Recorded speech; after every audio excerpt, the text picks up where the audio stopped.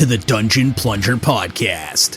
My name is Jason Weeb, and this is the show in which I, a real-life janitor and dungeon master, teaches you how to plunge in and run a better Dungeons & Dragons game. Without further ado, let's plunge into this week's episode.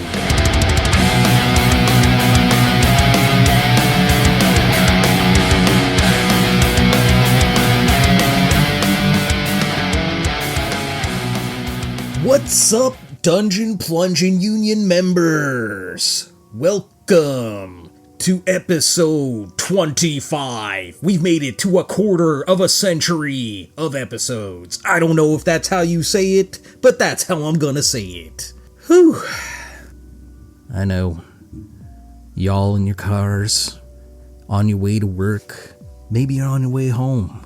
Maybe you're thinking, what's for supper tonight? What delicious, yummy yums will I be eating?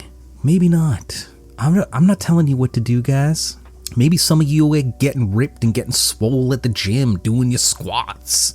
Maybe you're like my friend Joe Richter, and you're listening to this while you're in the hot sauna, getting up a sweat. Oh, that sounds relaxing, doesn't it?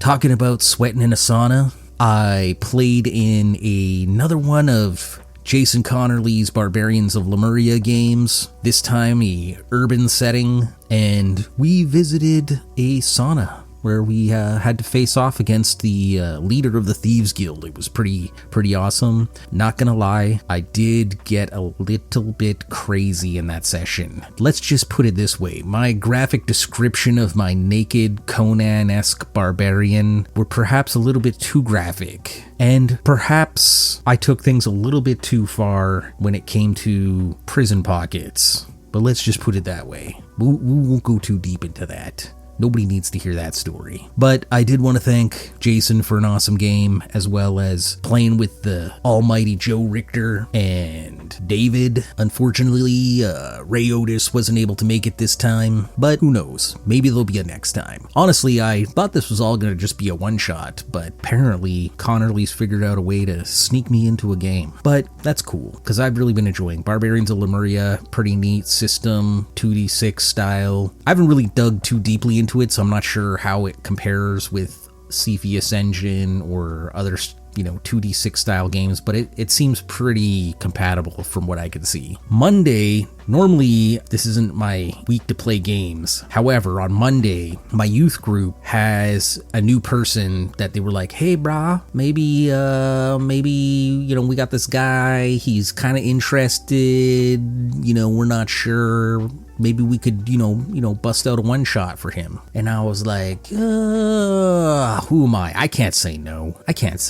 I was thinking up all sorts of ideas of one-shots that I wanted to do. And ultimately, I decided, you know what? I am just going to use a hole in the oak. I don't have a lot of time, and I feel like this is a perfect dungeon for starting off. The regular players in the Shadow Dark are already 4th level. So this guy actually made a Shadow Dark character with a random generator on his own, and then we just boosted him up to 4th level. So I was already pretty impressed that this guy took it upon himself to figure out how to make a character on his own. So that, if there's any indication that this person's interested, that would be the indication right there as far as I'm concerned. Anyway, things got crazy in the dungeon, guys. I've talked about a hole in the oak before, but I'm going to talk about it again, and this is going to have a little bit of spoilers in it, so if you don't want to hear about it, then, fast forward or something. Alright, so those of you who are still here, listen up. So this is what the dealie is. There is a room, if you're familiar with the dungeon, okay, so there is a room where there is a teleport trap. I thought that the party wasn't going to get caught in it, okay? These guys are usually pretty good when it comes to searching for traps and all that kind of stuff, and doing the investigations and all that kind of stuff. But what does the thief decide? Instead of being cautious, he's like, I'm going to dance on the runes of this circle that we have discovered underneath this carpet. And I was like, what? And he was like, yeah, that's what I'm doing. And so I'm like, okay, well, your character has disappeared. And I didn't tell him what happened to him. And he was like, oh, you're too nice, you wouldn't kill my character. Now, let me tell you guys, there was part of me that was really like, yeah, dude, his character should just have been vaporized. Now, the interesting thing is that his character had the only light source at the time. Fortunately for them, they were able to get the main group was able to get another light lit in the nick of time because the wizard has the light spell. All right. So the other group is kind of like, yeah, we don't really know what happened to him. I'm not telling them what happened to him. And they're like, you know what? We're not going to risk it. We're not going to take a chance.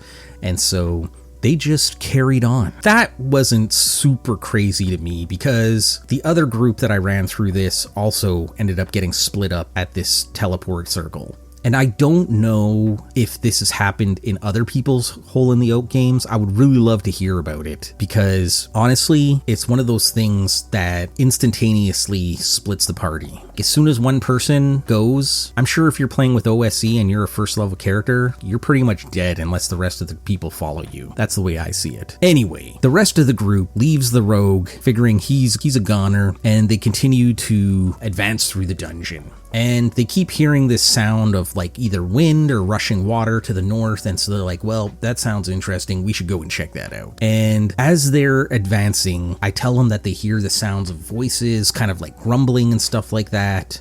And they're like, interesting. I assumed that when they get around the corner and they see like 7 corpses slick with some sort of sheen of water or slime or, putrescence,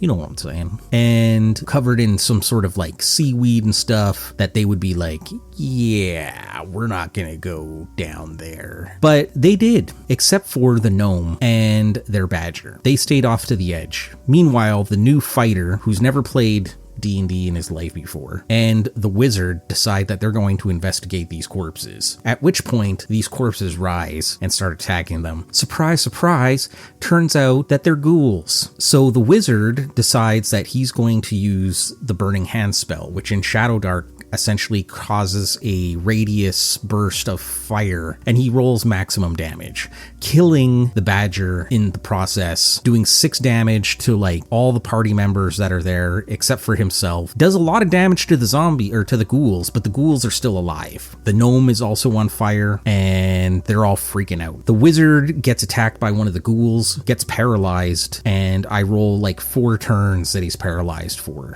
like 4 rounds, and he goes down. The new fighter takes down one of the ghouls, but there's still 6 left, and he's sort of freaking out like, I don't think I'm going to be able to take all these guys. The gnome, who's a cleric, tried to turn them, failed the turning check, and I guess there was some sort of miscommunication or misunderstanding, but the gnome didn't realize they could try to turn again. Anyway, they decided to use their turn to put themselves out and heal their badger before they were going to die, because I basically gave the badger a death timer to see if he was going to die or not. And then they decided to flee the scene to see if like maybe they could find something to help them fight the ghouls. But meanwhile, they didn't do anything. They just left the wizard lying there. And I ruled that the ghouls basically were hungry. They managed to take down one party member, and that would be their food. And so the 6 ghouls dragged the paralyzed wizard away, and while the party was trying to screw around and do other stuff, I told the wizard that he was dead, and he was devastated. This was like the first character death that we've ever had in a game before, and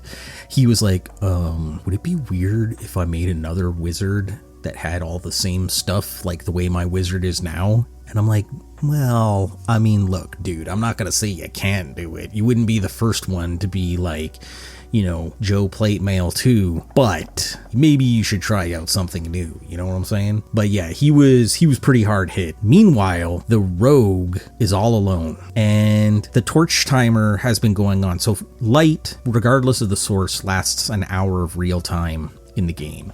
And I have sort of a love-hate relationship with this concept. On the one hand, it's very cool. It's very like freaky deaky when the alarm goes off and all of a sudden the group is like, thrown into darkness. And the idea is that the chance of random encounters starts like ramp up like super quickly. Normally it's not an issue. They get another light lit. they just have to do it at disadvantage to try to get the light lit. Or if they're a wizard, I just let them make a regular spellcasting check. That's debatable. Who knows? I'm sure somebody out there is going to be like, dude, you're doing it all wrong. Whatever, brah. This is how Anyway, I asked the rogue, even way before this had even happened, I'm like, what kind of light sources do you guys have? And he's like, oh, I got this lantern. And I'm like, that's cool. I'm like, do you have any extra oil for the lantern, or do you just have the one lantern? And he's like, well, I don't have any oil on my character sheet.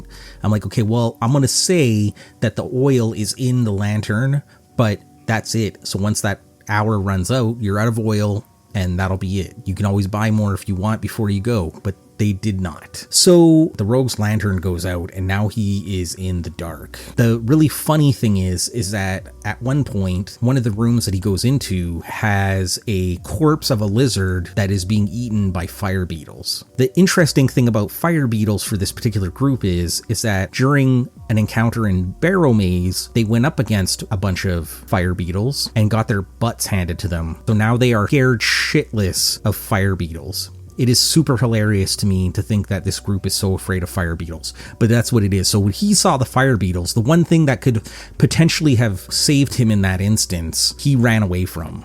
And then his light went out. And now I'm like, dude, you're in the dark and you can hear things, creepy crawling towards you and all this kind of stuff, right? That like the darkness is coming to get you. I am a kind and benevolent dungeon master. And so I basically told him, I'm like, listen, brah, I'm like, roll a d20. And I basically gave him like a 50-50 shot, though I didn't tell him this. And if he got a 10 or less, he was just dead. That was the rule. That was what I was going to rule. And he rolled a 15. So I was like, okay, cool, bro. You see torchlight off in the distance and a gnome kind of figure. And he's like, oh, great. He's like, that's gotta be Norbit, thinking because Norbit is their gnome cleric. So he runs towards this gnome. Now, if you know anything about Hole in the Oak, there are these crazy gnomes that live down there. And this particular gnome was on a quest to get some lizard eggs to bring back for dinner. I kind of play this guy, and I used him in the last group as well. His name is Lob, which was one of the names that I rolled up. They have a table in the book for you to roll up characteristics and names of gnomes. And I basically described it. You meet this like dirty looking garden gnome and kind of like a hobo garden gnome. And my daughter, who's playing Norbit, is like, excuse me, Dad, that is a stereotype. We do not all look like that. And that elicited a chuckle around the table. I'm not gonna lie, I found it super hilarious.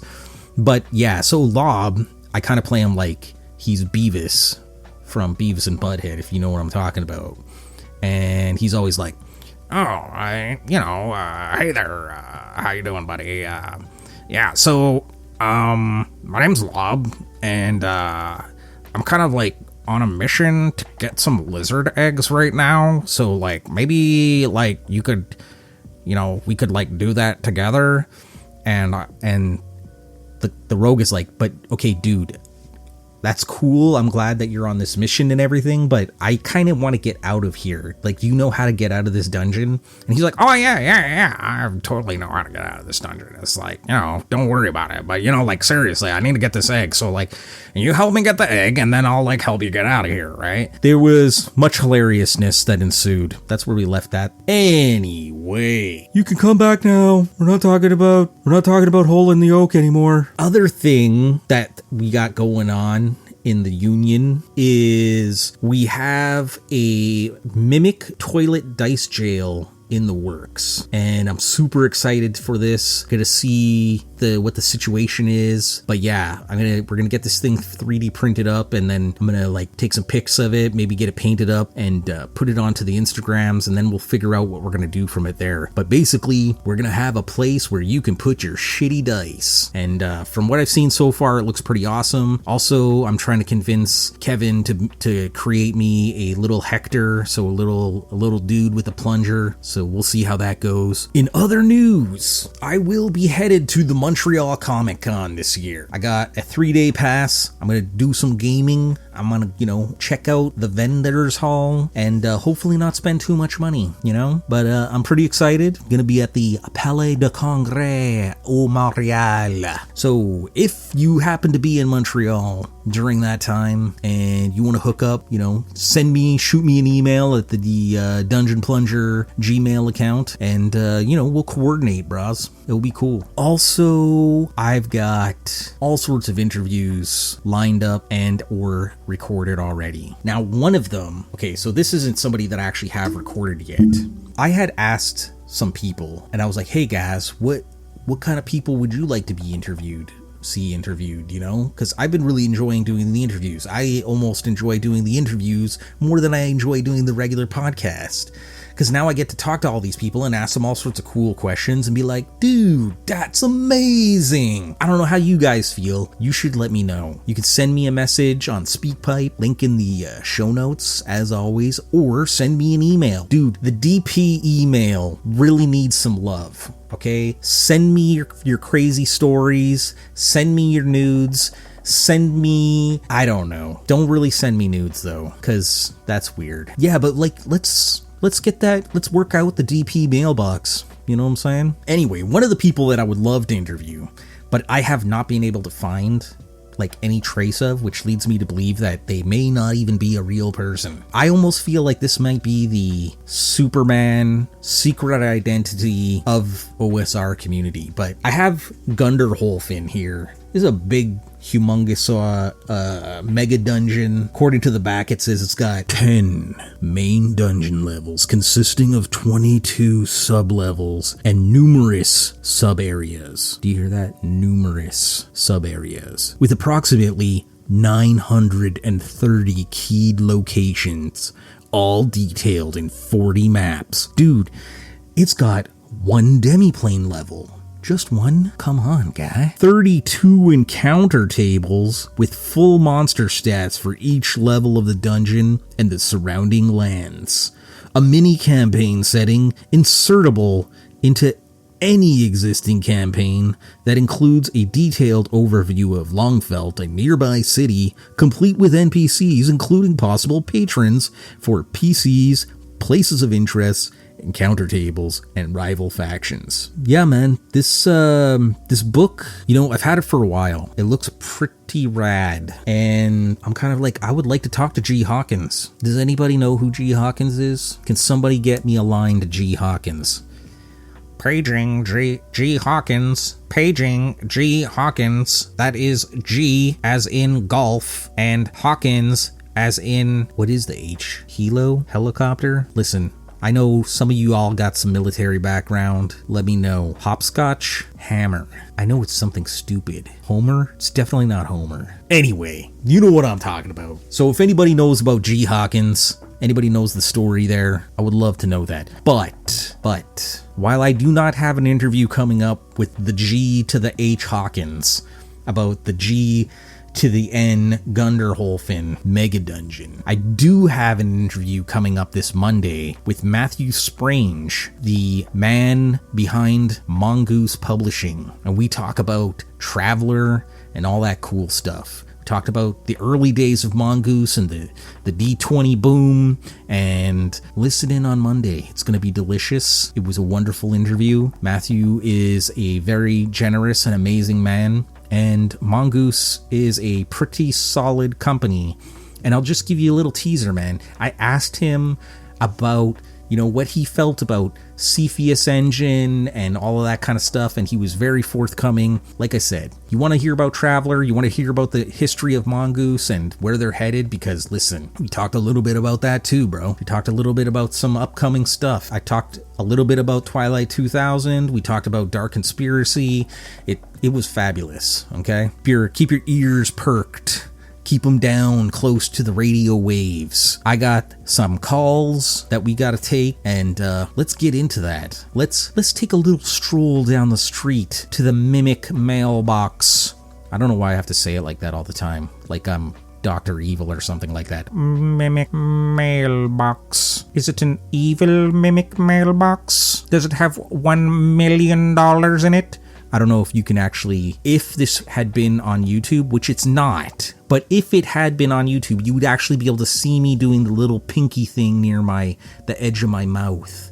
Like, frickin' Dr. Frickin' Evil. Talking about doctors, we got a call from a doctor here. All right. So let's hit that mimic mailbox.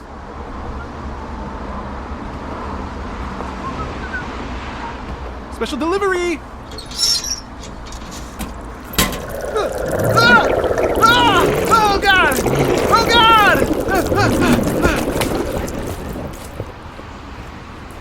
I hate delivering to this place. First up, we got a call from Carl Rodriguez, and this call is about the Carl K, Carl C epic battle, and we're gonna find out, does this battle end in a Bloodsport Kumite-like combat? I'll let you guys be the judges. Let's find out what Carl has to say. Hey Jason, just listening to your latest podcast, and I have to say I really don't have an issue with C Carl or K Carl. In fact, my name in Spanish-speaking countries, especially Honduras, where my mom is from, is Carlos Andres.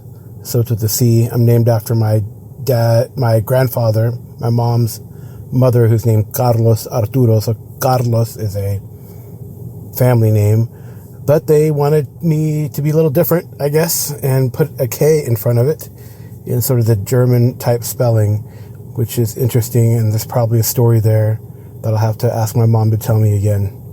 Anyway, that's what it is. And something else, I really dug what Ray Otis said about, getting into that mode in a crunch game, and that it's relative, and that if you can process it, and really it's also partly the more you play, right? I think like Hyperborea, I can run, don't have to look things up, maybe spells here and there. And then Call of Cthulhu, same thing, except for chase rules because they're kind of dumb in the new edition. There's some divisiveness for you. And so I think some games, right, you just get it. They click. Other games, you probably constantly looking at rules. But it's also like, hey, how often do you play? Anyway, I'll talk to you later. So there you have it. Carlos with a K. I wish I could say it the way Carl says it, because he's got that wicked Spanish kind of drawl to it. I don't know what you call that. It's not necessarily a drawl, but you know what I'm saying. You guys know, you're smart. You're picking up on what I'm putting down, y'all. Oh man, now I'm starting to sound like I come from Texas. Anyway, let's talk about what Carl had to say. First of all, Carl with the K is pretty awesome. I think if everybody had Carl with the C and you're like, you know what? How about we just put a little special K on it? You know what I'm saying?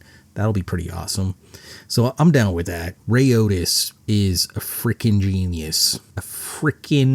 genius. I love listening to Ray Otis talk. This guy, he's chill, he's smart, and he comes up with a lot of interesting ideas. He's also super artistic. Between his artwork and his written work, he's a pretty impressive dude. Good news for Dungeon Plunger listeners. I have a interview planned in the future with none other than Ray Otis coming up. Not exactly sure when that's going to drop, but we will be talking. So you will get actual intelligent people on the show and not just my dumb ass. All right. Also, interesting that you talk about Call of Cthulhu chase rules being sucky. I'm curious now to hear what you think are actual good chase rules.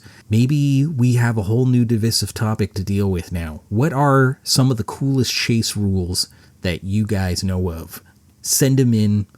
Call me. We'll talk about it. And, if we're lucky, we'll get out of it alive. Nobody will have to do any physical combat, if you know what I'm saying. In response to Carl with a K, we got Carl D, who wrote in. Well, technically he didn't write in. He wrote this on Discord, and I said, yo, Carl D, this is gold. This is total gold here. I can't believe that you didn't write this in and send it to the dungeonplunger@gmail.com.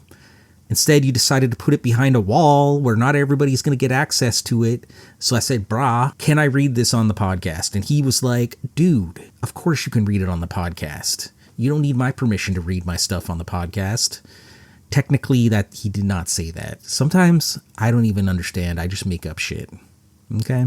This is what Carl D had to say. Carl, with a C, is probably more traditional. But honestly, I've always secretly wished I was a K Carl. K's are cool, and he spells cool like with a K, like those cigarettes back in the day that were called Cools. I don't know, were they spelled with a K? I feel like they were. Carl, did you have like family members that smoked the Cools? Is that why you think Cools with a K are cool? Then he continues, truthfully, the demand signal for any kind of Carl C/K couldn't possibly be met by any one person, which is why we have to work together to give the people, who seem to be mostly Jasons, what they want, which is always more K/C Carl. You're welcome. Also, you could totally play... Okay, hold on. So this part here where he's talking is because Carl mentioned that he was a little... Carl with a K was a little bit like, brah, I'm like a little upset that you're not in my Twilight 2000 game. You're in Carl D's Twilight 2000 game. And so Carl D is responding, you could also totally play in more than one Twilight 2000. Carl D. What madness are you speaking of here? This is ridiculous, playing more than one Twilight 2000. Then he continues, he's like, double the Twilight. Bro, I don't know if the world's ready for double the Twilight. And then he goes on, Twilight 4000. Carl, what the hell, dude? Never go 4000. Okay, I'm not lying. That actually sounds pretty freaking cool. Twilight 4000.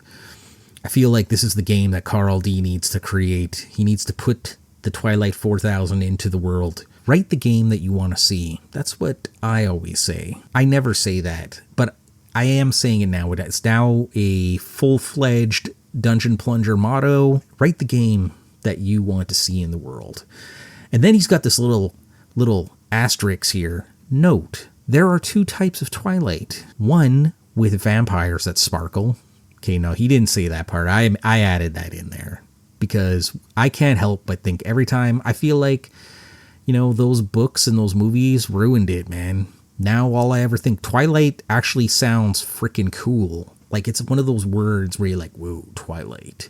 So he says, there are two types of Twilight, just before dark and just before dawn. Which is pretty cool when you think about the kind of experiences you could have playing it. See, Carl, this is brilliant. Twilight 4000. Which Twilight are we doing? Are you going to be the Twilight going into the dark, or are you going to be Twilight coming out of the dark? I'll let you guys be the deciders on that one. Now, Carl C. There's no Carl C. Okay, guys, now I'm just making up imaginary friends. Carl Rodriguez called in again, and let's hear what he has to say again, because you can never have enough Carl. According to Carl. Right, Carl? Hey, Jason, I got another message on your latest podcast, which I think is the one with the fluffy clouds. Oh, dandelions. Dandelions are like fluffy clouds when you blow on them. Anyway, I do agree with Joe Richter. I think Pathfinder 1 and Pathfinder 2, though noted for their strategic and combat heavy type of games, plenty of role-playing opportunities. I've had many. I know I'm currently running Bloodlords, which has there have been sessions in Bloodlords where it's just talkie. I guess that's what I call it. Where the characters are just getting information and talking to different factions. It's kind of like it is a premised on that you are wannabe Bloodlords in a society, in a very morally gray society where the leader or the ruler of the land of Geb is a Ghost Lich King. I almost said queen. Ghost Lich King. So undead kind of are very prevalent and actually rule the society. So, it's a very interesting, morally gray. I think a game like that deserves a lot of talking, not to say that there isn't heavy combat, because there have been some sessions that have been all combat because the player's like, oh, maybe we should have figured this out a little bit. And now it's a big, sort of like Leroy Jenkins type of, we pull the dungeon. So it can vary, which is pretty cool. And also, you know what? I want to say there's no crying in D&D or gaming, but there is. I don't know if I've made any players cry, but I know I've cried because of the actions of players or the results of things that have happened. I know most notably in my long-running Twilight 2000 game, when one of the characters died, Jonesy, I kind of cried. I was like, man, because that player put so much into that character, and it was just a fluke, a randomness of getting shot. I left my flak jacket in the Jeep, and he was honest about it. And he's like, yeah, I got hit, crit, and if you play Twilight 2000 4th edition, you know those crits can be deadly, and that's what happened. And I think maybe the player didn't cry, but I know I did, and I know my wife did, because she had also invested heavily in sort of an NPC relationship with that player character through her player character. So yeah, it can happen. I'm trying to think. Oh, I know I've cried as a player in a fascinating, maybe it was tears of joy because the session was so amazing. It was a couple years ago at North Texas RPG Con, where Jeff Talanian was running a game, and we were a bunch of Germanic ex-prisoners who are now suddenly had ourselves transported into Hyperborea. And the combat, we had a vicious, rough combat against a clan of Vermis in their fest hall, and it came down to an initiative roll. I had like one shot left in my revolver that I had gotten from a downed British officer pilot, and it was initiative roll. We lost initiative, and the Vermis chieftain was on their last legs, but alas, our party was destroyed, and I think we all cried tears of joy because it's such an amazing session, because it went down to the wire. Anyway, I think it can happen, and yeah, I think those games that strategically are strategic heavy or tactically heavy, even a recent game too, Shadow of the Weird Wizard, which is based on the Shadow of the Demon Lord chassis, which is notable for all you do is fight. The GM said, you know what, we're going to have a session where we don't fight, and I will show you that you don't have to always fight. So we did. We just had a session on Kevin Madison's Dungeon Musings channel for Shadow of the Weird Wizard, and it was info dump and talking and catching up after, the way he's running the campaign is pretty cool. You should check it out. Anyway, wow, another long message. Sorry, maybe I should have my own podcast. All right, bye. Alexa, what's the best role-playing game? From Answers.com. Most popular role-playing game of all time is Dungeons & Dragons. Well, everybody, now we do know what the best game is, according to Alexa. And, how can she possibly be wrong? You know what I'm saying? Anyway, Carl, you make some great points.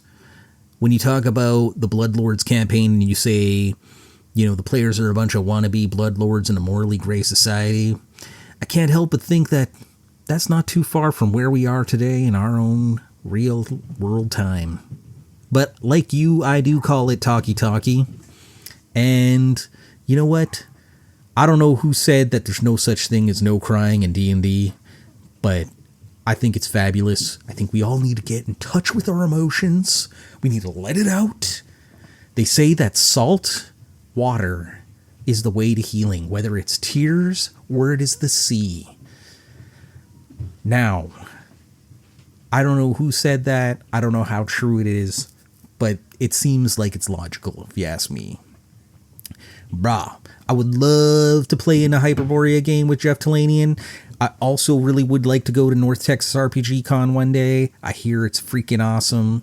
And the idea of being like soldiers that get transported to Hyperborea is freaking awesome. I love that. I love the idea of being like that guy with the soldier out of time, right? And what was this? What's the line from the Army of Darkness where it's like, out of time, low on ammo, or something like that. Or maybe it was low on gas. Whatever. You know what I'm talking about. And Kevin Madison, the Dungeon Muser. Brah, y'all should be watching Kevin. He is a fellow Canadian, lives out in the West, the wild, wild West of Canada, the place where the cowboys come from, our version of Texas. Yeah, man, Kevin Madison, pretty cool. Dungeon Musings, check it out. You are a lucky man to be in his games, Carl, with a K. Well, everybody, I'm glad that nobody ended up killing each other over the Carl C and the Carl K issue, and that we did not have to have a blood match Kumite battle. Although, I'm not gonna lie, I am a little sad. Alright, next up on the call-ins, we got Marnie, my wife. My wife. How's that for a Borat? Yeah, nailed it. Hi, Jason. This is your wife, Marnie. I'd just like to say I really enjoyed the episode with Shea Webster. It was awesome. I'd like to send this message to him, actually. I'd like to thank him for sharing his mental journey during COVID. As Jason has said before, our family deals with depression and anxiety and, ADHD, BPD, PTSD. Like, we have the whole alphabet going on in our family. So I just like to say that, as you already know, you're not alone. And I would love to meet you one day and just say hi and see how you're doing. So thanks a lot for that, and thank you, Jason, for putting it out there. We really appreciate it. Bye. Thank you very much, Marnie, for the call. That was a wonderful call, and she is right. And not just to you, Che, but to all of you out there. My family is frickin' nuts. We got a lot of mental problems, and if you've been listening to this podcast for any amount of time, you probably have mental problems now as well. And I apologize, kinda, sort of, but not really for that. But in all seriousness, there seems to be a lot of mental issues that people in our hobby deal with, and you're not alone.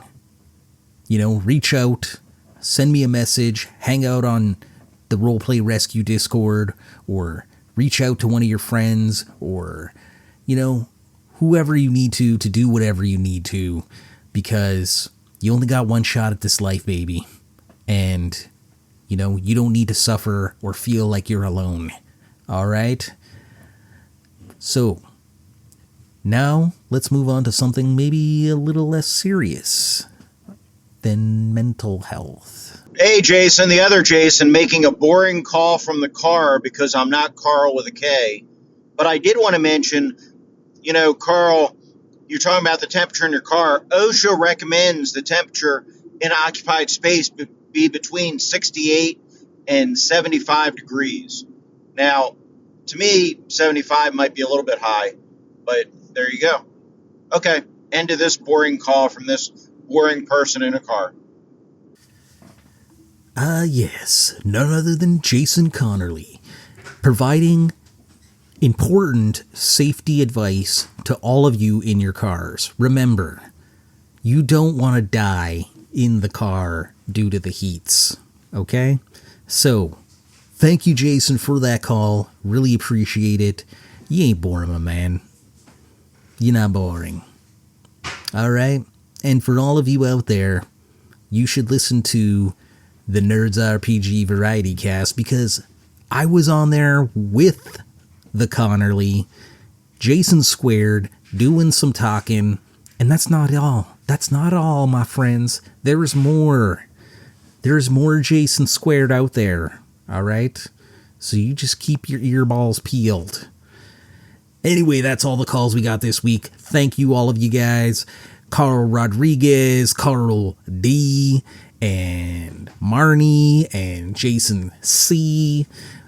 And, yeah, man, I hope this inspires you to call in, make a call of your own. Tell me how I suck.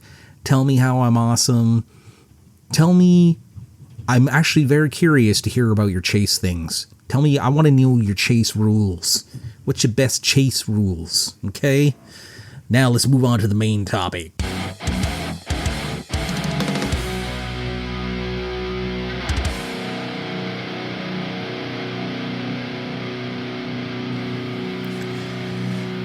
Hey everybody, welcome to the main topic, feeding the mind.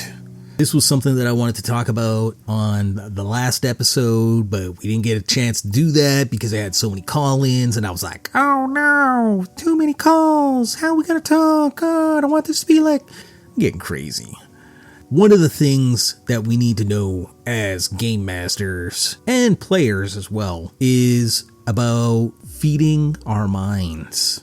All right, what does that mean? That means what kind of content do we use to fuel our games, fuel our imagination? What kind of fiction, nonfiction, gaming material, movies, television, and real life do we subsume? I guess real life, you're living real life, but are we really living the real life? Listen, a lot of books, like Tom Clancy stuff, kind of is stuff that was ripped from the headlines. And people were like, dude, are you a super spy, Tom Clancy? How did you predict that all this kind of stuff was going to happen? And you wrote it down in the book before it happened, and then it happened, or something similar happened. And he was like, dude, all the data is there. Got to put your ear to the ground, connect the dots. And so the content that we consume is important for generating ideas for scenarios, helping us build worlds, and grounds us within the games that we want to play. The tropes, the genre, the stereotypes, so to speak. One of the first things that I thought was super interesting was Stephen King, in his book on writing that came out in the year 2000, says, and I quote, "There is no idea dump." I don't know why I'm saying it like that. That's probably not how Stephen King says. Maybe he's like this. There is no idea dump. Nah, I don't think that's Stephen King either. Okay, hold on. Let me just do it. I'm just gonna do it, okay? There is no idea dump. No story central. No island of the buried bestseller. Good story ideas seem to come quite literally from nowhere, sailing at you right out of the empty sky. Two previously unrelated ideas come together and make something new under the sun. Your job isn't to find these ideas, but to recognize them when they show up. This is why Stephen King is the master. That is some epic prose right there, but also, really, that's what it is. The ability to just recognize that there's these cool concepts floating around, and then taking a couple of them, smashing them together, and then making it your own. Really, that's what's super important, right? I kind of want to talk about a bunch of different fiction, non-fiction movies and all that kind of stuff that kind of inspired, that I found inspiring. And then it sort of ended up, just as I was going through, me making a list of some of the books and some of the media that I found the most impactful growing up. And shocker, as I was kind of going through this, most of them happened to be during my prime time of, when I was role playing and kind of I guess you could say the formative years, my early teen or my late teens, early 20s reading time. Okay, so I'm going to start with fiction. The first book I have is The Crystal Shard that came out in 1988, and Canticle, the Cleric Quintet, which is also part of a series that came out in 1991. Both of these were written by R.A. Salvatore. I've heard some people call him Salvatore, but I'm pretty sure it's Salvatore. And if you're really cool and you know him, it's not Rob or Robert. They call him Bob, which I think is freaking awesome. Anyway, you're like, oh, dude, that dude's a hack. He just wrote that Dritz stuff and whatever. And I'm like, listen, first of all, F you. I love the Dritz stuff, and say what you want about the books, but I stand by what I stand by. One of the things that I wanted to say to sort of back up this concept about why I really appreciate Salvatore is something that I found in the Pathfinder Chronicles campaign setting. This book came out in 2008. It was one of the first real campaign settings for the world of Golarion that Paizo put out. And in it, Salvatore writes, and I quote, "So how did I build the Society of Menzoberranzan and the Drow in the Forgotten Realms? From the works of Gary Gygax and Ed Greenwood for some details, to be sure, but the real secret can be found in the pages of Mario Puzo's The Godfather," end quote.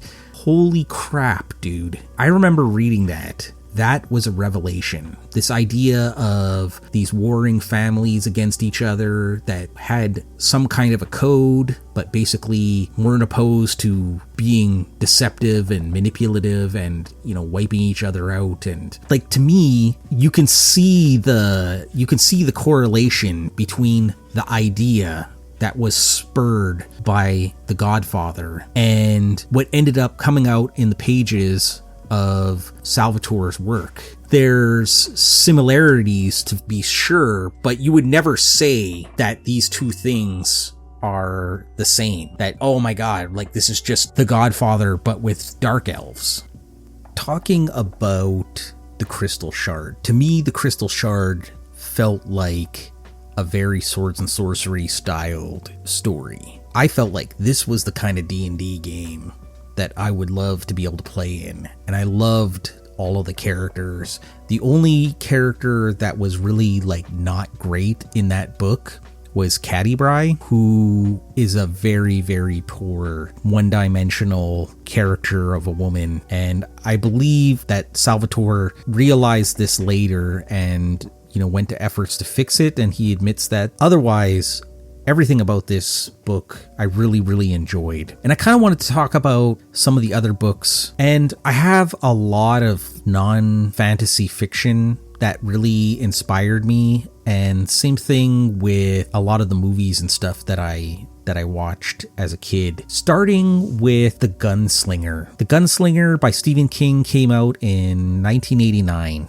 I really loved the fantasy slash almost modern setting that this was. It kind of made me feel like, you had this cross between magic and multiple realms of that you could travel through, like the planes in D&D, and it felt like something that you could do in D&D. And so I really, really enjoyed The Gunslinger, and it's one of those things that, the Dark Tower and this sort of linchpin of the universe, it's kind of an interesting concept. Another book that really was a major cornerstone of the first world that I ever created was The Dragonbone Chair by Tad Williams. This thing was a monster. It took me forever to get through this. It came out in 1988, but I only ended up getting it much, much later. It was something my dad picked up and gave to me, and the cover was amazing. And I think it said something along the lines of like, this was the successor to Tolkien. And I think there's a lot of authors out there that do epic fantasy that kind of get that. So the map was one of the things that really drew me in. I loved how in the back of the book, it had all the different names for characters that came from the different regions. And so, you kind of got these cultural groups, which I thought was interesting. There was a very unique take on elves. I feel like it was like a Japanese thing. I could be wrong. Even trolls, they call them trolls, but they're really halflings, which was pretty awesome. And I liked the fact that the elves were affected by like cold iron and stuff like that. So that was really, really cool. Not long after that, I ended up reading A Game of Thrones. Now, Game of Thrones probably gets a bad rap now just because it becomes so popular and it's so in the zeitgeist. And of course, you have the TV series now, but I think it's really easy to overlook that this book came out in 1996. I mean, that's a long time ago. And I remember reading this and being like, holy crap, just everything about it was so fantastic. The heraldry and the houses and really just the like machinations of all these different characters sort of conniving and feuding and plotting against one another, and the fact that each of the houses had their words and they had sub-allegiances and the betrayals. And I really feel like this book had a lot to offer it in terms of world building. And then you get this very subtle sense of magic. Got the wall, you've got the dire wolves and dragons, and this magic is like slowly kind of seeping back into the world, right? To me, it kind of, I don't know, it just really, really inspired my imagination. And I really just, it was amazing. To me, it was an important part of my sort of kind of learning and growing with fantasy and stuff. Later on, or I should say, one of the earlier things when we're talking about comics, there were two comics in particular that really impacted me in terms of like how I look at D&D. The very first, again, this one had a major impact on my first kind of homebrew world that I created, were the Savage Sword of Conan comics. These were like oversized black and white, edited by Roy Thomas. They were like around in the 70s, and I believe they continued on well into like the 90s. To me, just seeing Conan and He's basically just there trying to get the treasure, getting the ladies, hanging out in the taverns. They were always like sort of adaptations of the Robert E. Howard stories. Sometimes I think they were just their own creation, but I loved these comics. The imagery to me felt so D&D. It's interesting because, like the barbarian and stuff kind of fit with D&D, that Conan aesthetic fits with D&D, but then again, there's part of it where it's like it just doesn't. So I kind of ran up against that. And also like Lovecraft was like a big inspiration too. But Mike Mignola's Hellboy, especially the Seed of Destruction that came out in 94. This was so awesome. It felt like a fresh take on, sort of like the mythos, almost as if it was an example of how would you take Lovecraft's work and then adapt it to your own world, to your own setting, and make it yours, and not so, oh yeah, we know what deep ones are, oh yeah, we know what that is. Give it its own sense of mystery, which I think you really need if you're going to use the mythos. Some of the most impactful RPGs on me were not actually fantasy RPGs. I think some of the big ones that really affected me were things like the 3rd edition of Cult that came out in 93, Slay Industries that came out in 93, Pagan Publishing came out with Delta Green originally in 96, and Unknown Armies in 98. They weren't fantasy, right? But the depth of the world and the darkness, the grit, that was something that I hadn't really encountered yet. I think that's probably why people were really drawn to Warhammer, the RPG back in the day, because it had that same sort of sensibility of like mystery and darkness and chaos. But much later on, I think one of the most impactful ones would be Kevin Crawford's Stars Without Numbers and his Red Tide book, because these started to like give you the tools to be able to like create your own setting and world and give you tables to roll on and ideas to roll on, and it really sparked my imagination. And I think that's key when you're trying to create something that's your own world. But by far, one of the biggest sort of influences on me in terms of like other media was Magic the Gathering. Magic was awesome in the sense that you get these cards and you have all these different names, and the artwork and everything about it felt very much, even the colors, each color, red, green, black, white, blue, they all had factions that were connected to them. They had colors that they aligned with. They had colors that they were against. And so it almost within that, if you ever look at Magic in terms of its world design, it's really fascinating because you can make factions based off of those. You could take five points and sort of use the colors of Magic as a way to go, okay, this faction is aligned with this faction, but hates that faction. And it sort of gives you a sort of like a diagram that you could kind of fill out, and you could use it for pretty much anything. Like you could say, okay, these are like houses that are against each other, like noble families. These are organizations within your kingdom. These are cultural peoples, races.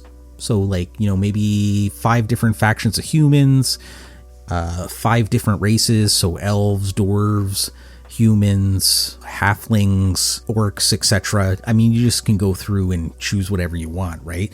So I think it gives you a really good template, but also just the idea of like taking those cards, take a pile of cards and just flopping them down on the table and then going, okay, kind of like almost as if like you're using them as a tarot exercise, and then trying to like take that and create an adventure scenario from it, or to spur ideas on building your own world. I would say lastly, in terms of movies, growing up, some of the most impactful movies on me were like Indiana Jones, Star Wars, Star Trek, those ones as a kid.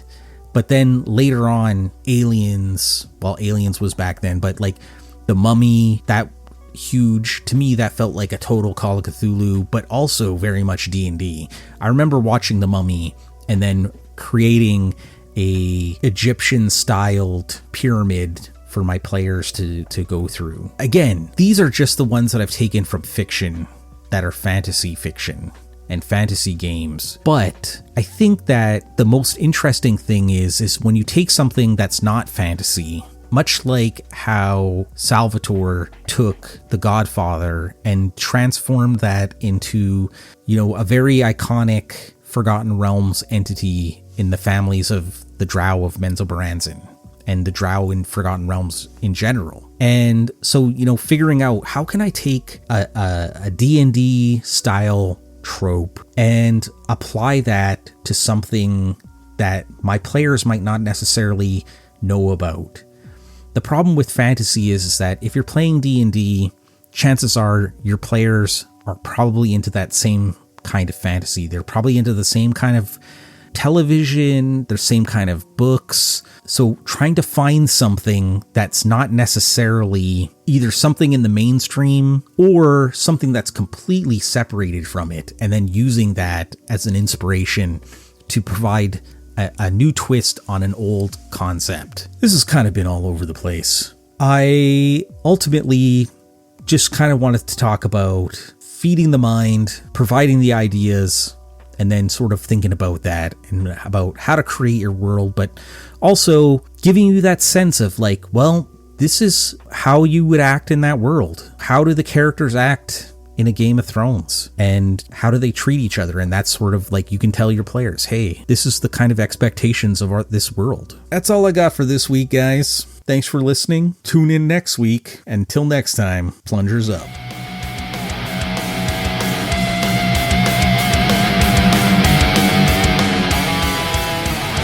That's all for this week, folks.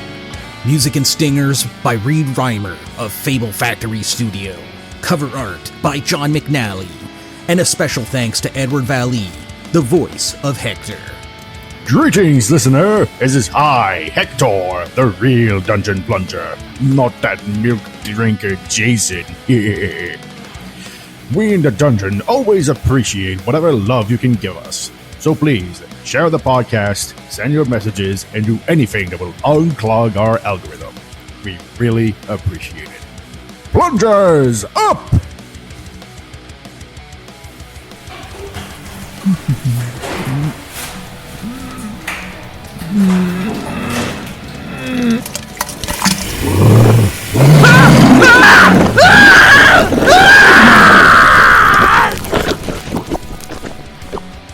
And remember, when you're plunging in the dungeon and nature calls, watch out for mimics disguised as toilets. They're a pain in the butt.